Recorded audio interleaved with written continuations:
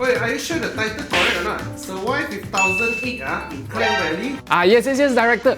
Correct one. Yes, you heard it right. I survived with 1,008 ringgit working in Klang Valley as a fresh grad. Welcome back to Mr. Money TV, the channel that makes financial knowledge fun. Now, this isn't some when uncle was your age story, okay? I started working in November 2017 and that wasn't too long ago lah, right? That means it's still relevant. Anyway, I moved from my hometown Ipoh to KL for my first job and the salary offered to me back then was 1,008 ringgit. It definitely wasn't easy, but somehow I made it work. And here are 5 ways I did it. Firstly, I gave up my toilet privacy rights. I studied my degree in Kampa and every room had its own toilet. However, I learned that in KL, if you wanted your own toilet, it has to be the master bedroom. But master bedrooms are expensive. So for the sake of affordability, I decided to opt for a middle room to cut costs. So to cut costs even further, I rented with housemates. And by staying with 2 other people, I managed to slash accommodation costs by almost 70%. When you stay with people, you don't only pay less rent overall,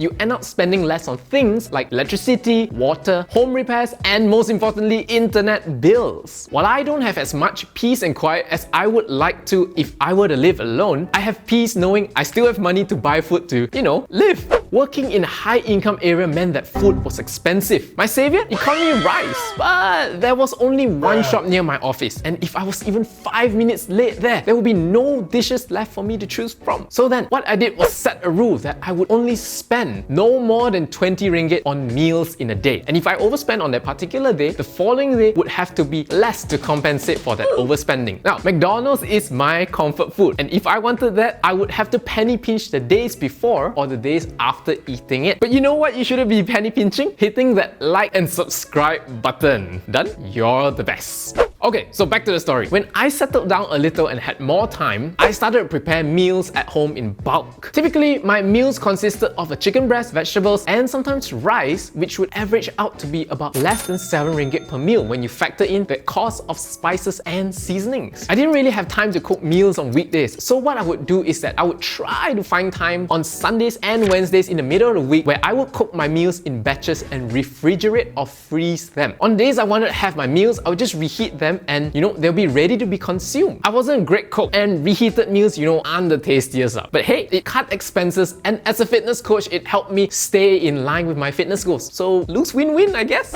Another thing I did to lower my expenses was to temporarily stop buying things I didn't need. See, I love collecting action figures. Star Wars, DC, Marvel, Dragon Ball, you name it. But with that salary, I really didn't have a choice. In order to survive paying rent, petrol, toll, parking, and food, something had to give. As long as I earned 1.8k, I would practice delayed gratification. It wasn't easy, but a great way to resist the urge is to make it as inconvenient as possible to get the thing you want. I switched off all notifications on my shopping apps and Facebook groups and just didn't bother looking at them. Out of sight, out of mind. As my job was sales-based by nature, I knew I wasn't going to be stuck at 1.8k forever. But I couldn't wait for that. So in order to raise my income, I took on part-time jobs which helped me get about 250 ringgit to 1,000 extra in a month. In today's market, there are many part-time jobs available, from sales to e-hailing and deliveries, and hey, even starting a YouTube channel. Do you have a skill? Well, monetize it then. So there you have it, 5 ways how I survived with 1.8k in Klang Valley. I did it, but I hope you don't have to. But if you have to and can still save 100 ringgit every month, check out this video to see how you can grow that 100 ringgit.